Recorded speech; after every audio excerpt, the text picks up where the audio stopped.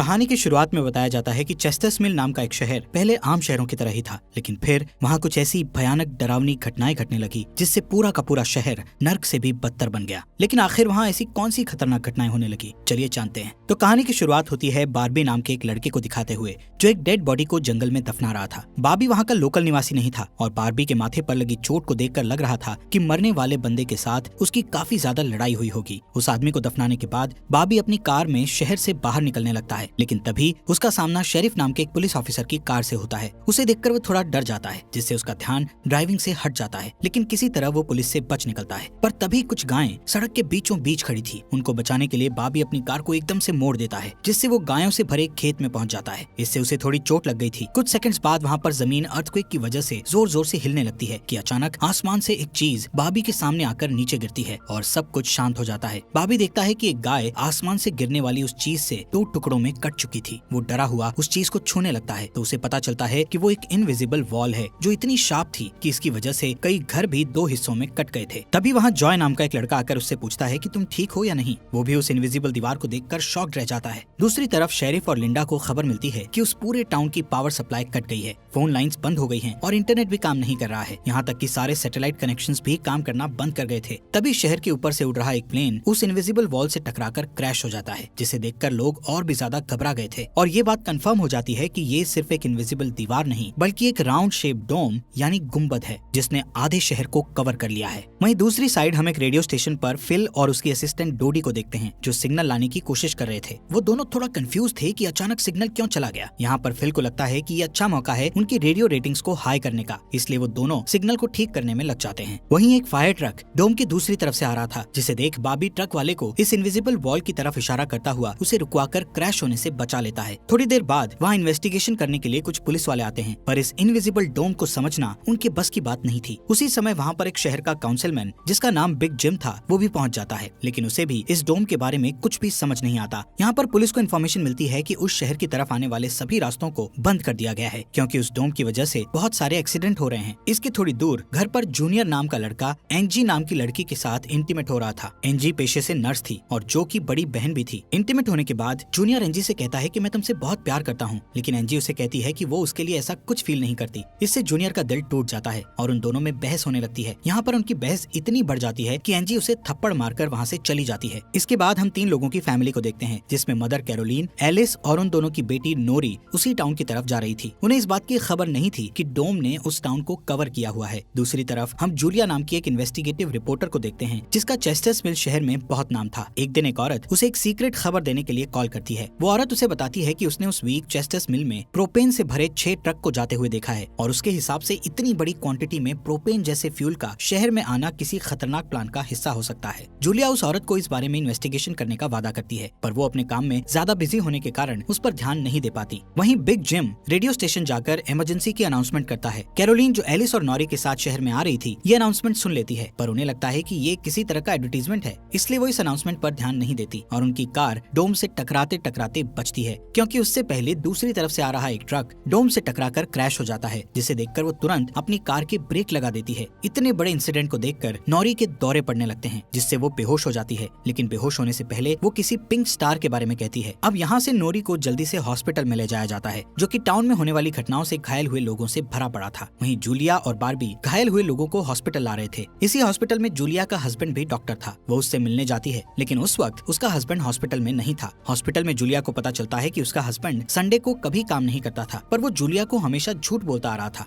Hospital के बाहर हम बार्बी और एंजी को मिलते हुए देखते हैं। दोनों को साथ देखकर जूनियर के अंदर एक अलग सी जलन पैदा होती है। वहीं अब टाउन के बॉर्डर्स को सैनिकों द्वारा सील कर दिया जाता है। बहुत सारे साइंटिस्ट और एक्सपर्ट्स को भी इस अजीबोगरीब मुसीबत का असल कारण नहीं पता चलता, पर कुछ घंटों बाद बिग जिम प्रोपेन के बारे में बात करने के लिए शेरिफ से मिलता है। यहाँ पर उनकी बातों से हमें पता चलता है कि उनको इस डोम के बारे में पहले से थोड़ा बहुत पता था, पर वो इस पर खुलकर बात नहीं कर रहे थे। वहीं बार्बी को उस टाउन में एक दिन के लिए रुकना था, पर उसके पास ठहरने के लिए कोई जगह नहीं थी, इसलिए वो अपनी कार में ही रात बिताने का फैसला करता है। तभी जूनियर उसके पास आता है और उसे एंजी से दूर रहने को कहता है। धीरे धीरे उसकी बात धमकी में बदल जाती है। बार्बी हैरान होता है कि आखिर उसकी गलती क्या है। इसी बीच वहाँ जूलिया आ जाती है, जिससे वो झगड़ना बंद कर देते हैं। यहाँ से सीन शिफ्ट होता है और हम देखते हैं कि टाउन के ऐसे हालात से लापरवाह होकर एक जगह कुछ टीनेजर्स पार्टी कर रहे थे। इनमें जॉय भी था। जॉय एक लड़के से वहाँ के हालात पर बात करने लगता है, लेकिन अचानक जॉय को दौरा पड़ने लगता है और वो पिंक स्टार के बारे में बोलने लगता है, जैसे कि पहले नॉरी ने बोला था। वहीं जॉय की बहन एंजी घर पर अकेली होती है। तभी अचानक उसके घर में जूनियर घुसकर उसको किडनैप करके अपने फादर के टूटे फूटे शेल्टर में ले जाता है। यहाँ पर वो उसे बताता है कि मुझे पता है शहर को कवर किए इस डोम के बारे में। यहाँ पर एंजी को उससे ये भी पता चलता है कि बिग जिम ही जूनियर का फादर है। जूनियर एंजी को ये भी बताता है कि उसके फादर अपनी फैमिली की सुरक्षा को लेकर हमेशा चिंतित रहते थे, इसलिए उन्होंने फैमिली के लिए ये शेल्टर बनाया था। वहीं दूसरी साइड जूलिया बाबी को अपने घर में ठहरने के लिए लाती है। तभी अचानक बाबी की नजर उसके हस्बैंड की फोटो पर पड़ती है और उसे रियलाइज होता है कि ये वही आदमी है जिसे उसने सुबह मारा था। दूसरी तरफ लिंडा और शेरिफ सभी व्हीकल्स पर नजर रख रहे थे ताकि कोई भी गलती से इस डोम से न टकरा जाए। तभी अचानक शेरिफ को अटैक आ जाता है और वो वहीं पर मर जाता है। अब यहाँ से हमें सुबह की घटना फ्लैशबैक में दिखाई जाती है, जहाँ बाबी टाउन में जूलिया के हस्बैंड जो डॉक्टर थे उनसे मिलने आया था। वो उनसे कुछ पेमेंट की बात करता है, पर डॉक्टर उसे पेमेंट देने से इनकार कर देता है, जिस वजह से उन दोनों में झगड़ा हो जाता है और एक्सीडेंटली बाबी उसे गोली मार देता है। बाबी जानता था कि भले ही उसने उसे गलती से मारा है, पर उसे इसकी सजा मिलेगी और इससे बचने के लिए उसने उसकी बॉडी को जंगल में दफना दिया। वहीं प्रेजेंट में सुबह उठकर बारबी देखता है कि उसके गले की चेन गायब है, तो वो जूलिया से इसके बारे में पूछता है। जूलिया उससे कहती है कि वो उसकी चेन को ढूंढकर उसे दे देगी, पर तभी बाबी को याद आता है कि वो चेन उस केबिन में ही गिर गया था जहाँ उसने उसके पति को मारा था। उधर जॉय अपने फ्रेंड बेन के साथ था, जिसने पिछली रात सीजर के वक्त उसकी मदद की थी। बेन जॉय से पिंक स्टार के बारे में पूछता है, जो उसने रात को दौरा पड़ते वक्त कहा था, लेकिन जॉय को उसके बारे में कुछ भी याद नहीं आ रहा था। वहीं रेडियो स्टेशन में डोडी एक स्पेशल डिवाइस की मदद से डोम के बाहर वाले लोगों से कांटेक्ट करने में सक्सेसफुल हो जाती है। वो सोल्जर्स को आपस में बात करते हुए सुन सकती थी, पर वो उनसे कुछ नहीं कहती। वहाँ सोल्जर्स भी कंफ्यूज थे कि आखिर ये इनविजिबल वॉल क्या है। दूसरी तरफ बिग जिम रेस्टोरेंट में बैठा ब्रेकफास्ट कर रहा होता है कि लिंडा वहाँ आकर उसे शेरिफ के मरने की खबर सुनाती है, जिससे वो लोग तुरंत बंकर में डेड बॉडीज को दफनाने वाले के पास जाते हैं, जिसका नाम लेस्टर था। उधर एंजी शेल्टर में किसी को मदद के लिए बुलाने की पूरी कोशिश करती है, पर वो कामयाब नहीं होती। तभी जॉय वहाँ आता है और उसे चेन के जरिए बेड से बांध देता है। वहीं बिग जिम लेस्टर को अपने साथ लेकर आता है, जो कि शेरिफ का ही दोस्त था। शेरिफ की मौत से वो बहुत दुखी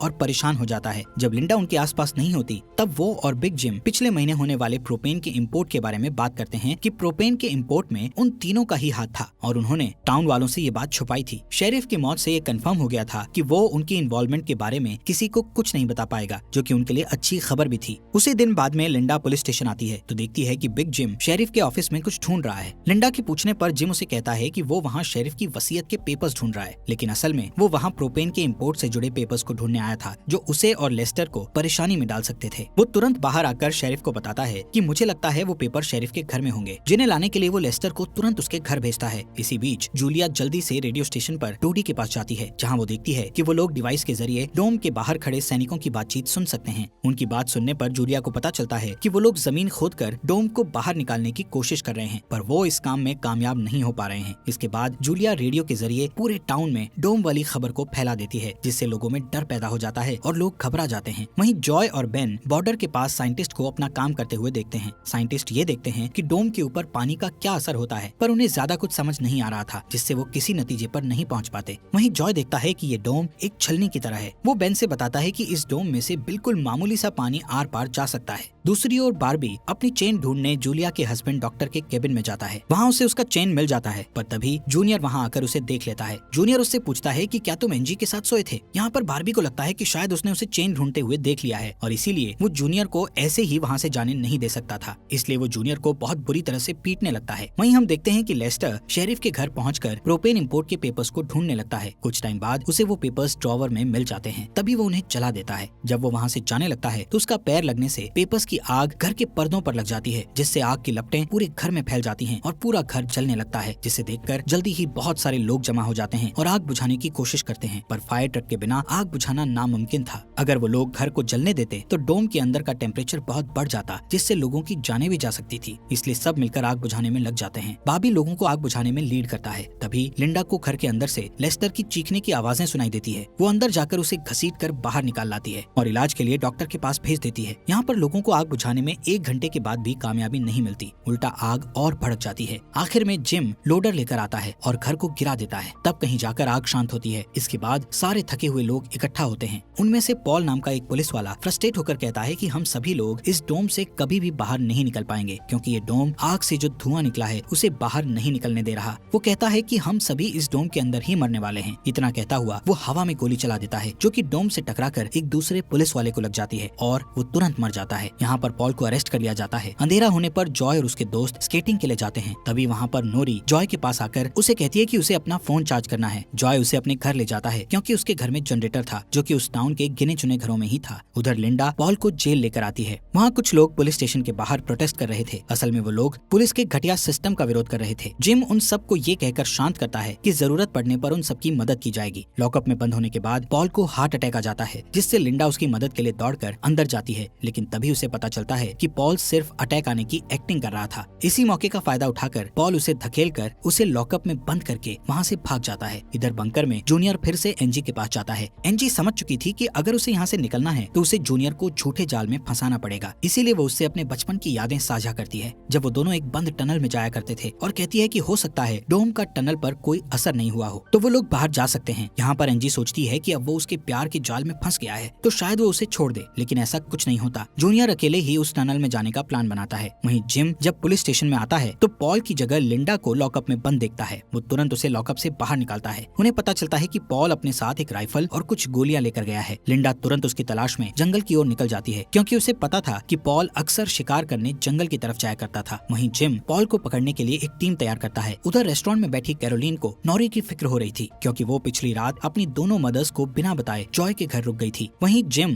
लोगों से पॉल को तलाश करने के लिए उसकी टीम ज्वाइन करने को कहता है। वो बाबी से भी उनके साथ चलने को कहता है, क्योंकि वो आग बुझाने में अच्छा लीडर साबित हुआ था। इसके बाद वो लोग जंगल में जाने लगते हैं। रास्ते में बार्बी अपनी खूबियां दिखाता हुआ उनसे कहता है कि वो मिलिट्री में भी रह चुका है। वहीं दूसरी ओर जूलिया जूनियर को टनल की तरफ जाते हुए देखती है। वो उसे रोककर पूछती है कि वो बैग पैक करके कहाँ जा रहा है, लेकिन जूनियर बहुत जल्दी में था और वो नर्वस भी था। वो कहता है कि मैं बस यहीं पास में अपने दोस्त से मिलने जा रहा हूँ। इससे जूलिया का शक उस पर और भी बढ़ जाता है और वो उसका पीछा करती हुई टनल तक पहुँच जाती है। उधर जॉय के घर पर जॉय और नॉरी साथ में नाश्ता कर रहे थे। जॉय पहले कभी किसी लड़की के साथ अकेला नहीं रहा था, इसलिए थोड़ा नर्वस फील कर रहा था, जबकि नॉरी कॉन्फिडेंट थी और बातचीत में भी हाजिर जवाब थी। तभी बेन और दो लड़कियों को अपने साथ लेकर उसके घर आ जाता है, जिन्हें फोन चार्ज करना था। उन्हें इम्प्रेस करने के लिए बेन को जनरेटर यूज करना था, जिसके लिए जॉय बेन को थोड़ी बेदिली से इजाजत दे देता है, क्योंकि उस टाउन में जनरेटर एक बहुत काम की चीज थी और इस तरह उसका मिसयूज करना उसे सही नहीं लग रहा था। उधर जंगल में हम देखते हैं कि सर्च टीम पॉल को ढूंढ लेती है, पर उसी टाइम पॉल एक लड़के की टांग में गोली मार देता है। दूसरा लड़का भी उसे संभालने के लिए वहीं रुक जाता है, जबकि जिम और बार्बी पॉल के पीछे भागते हैं। दूसरी तरफ जूनियर टनल के आखिरी सिरे पर पहुंच जाता है, जहां पहुंचकर उसे पता चलता है कि डोम ने टनल को भी कवर किया हुआ है। वो दीवार के बिल्कुल करीब पहुंच जाते हैं, जिससे उसकी टॉर्च जलने लगती है। तभी जूलिया वहां आकर उसे वार्न करती है। जूलिया को देखकर जूनियर को बहुत गुस्सा आता है, क्योंकि वो उसका पीछा कर रही थी। इस बात से जूनियर पागलों की तरह उस इनविजिबल वॉल को मुक्के मारने लगता है, जिससे जूलिया उसे रोकती है। फिर दोनों बैठकर बात करने लगते हैं। जूलिया उसे बताती है कि अपने पास्ट में की गई एक गलती की वजह से वो जर्नलिस्ट की इस बेकार सी जॉब में फंस गई है। उधर जॉय का घर लोगों से भर जाता है, जो अपनी अपनी जरूरत के लिए उसके जनरेटर को यूज करने के लिए आए थे। एक बदमाश लड़का लोगों से जनरेटर यूज करने के बदले में पैसे वसूलने की कोशिश करता है, जो कि उसका था ही नहीं, लेकिन उसके खिलाफ बोलने की किसी में हिम्मत नहीं थी। ये देखकर नॉरी सब कुछ हैंडल करने के लिए आगे बढ़ती है, पर मामला और भी ज्यादा गर्म हो जाता है। लेकिन इससे पहले कि कुछ गलत होता तभी लाइट ही चली जाती है। नॉरी इस बात से बहुत खुश होती है कि जॉय ने उस बहस में उसका साथ दिया। वहीं जंगल में बाबी और जिम पॉल तक पहुंच जाते हैं, पर पॉल ने अपनी राइफल निकाल रखी थी, जिससे वो जिम को मारने ही वाला था कि तभी पीछे से लिंडा आकर उसे शूट कर देती है। दूसरी साइड कैरोलीन जॉय के घर जाकर अपनी बेटी नोरी से मिलती है। वो नोरी से कहती है कि उसे थोड़ा जिम्मेदार बनना चाहिए। उसकी डांट सुनकर जॉय और नोरी एक दूसरे का हाथ पकड़ लेते हैं, जिससे एक स्ट्रेंज स्पार्क पैदा होता है और उसी वक्त दोनों को दौरे पड़ने लगते हैं। वो दोनों एक साथ किसी पिंक स्टार के बारे में बात कर रहे थे। उधर जूनियर शेल्टर में एनजी के पास जाता है, लेकिन इस बार उसके हाथ में फर्स्ट एड किट थी। एनजी उसके जख्मों पर मरहम पट्टी करती है और चुपके से सीजर अपने पास रख लेती है। वहीं हम देखते हैं कि जूलिया और बार्बी दिन भर की थकान के बाद वापस घर लौटते हैं, लेकिन जूलिया जूनियर की बातें सुनने के बाद से ही बार्बी पर शक करने लगी थी और जब बार्बी नहाने जाता है तो जूलिया उसका सामान चेक करने लगती है। दोस्तों, हमारे फॉक्स एक्सप्लेनर हिंदी चैनल को सब्सक्राइब करना मत भूलना। और आपको ये अंडर द डोम सीरीज यहाँ तक कैसी लगी, इस सीरीज के नेक्स्ट एपिसोड लाएं या नहीं, कमेंट बॉक्स में हमें जरूर बताएं।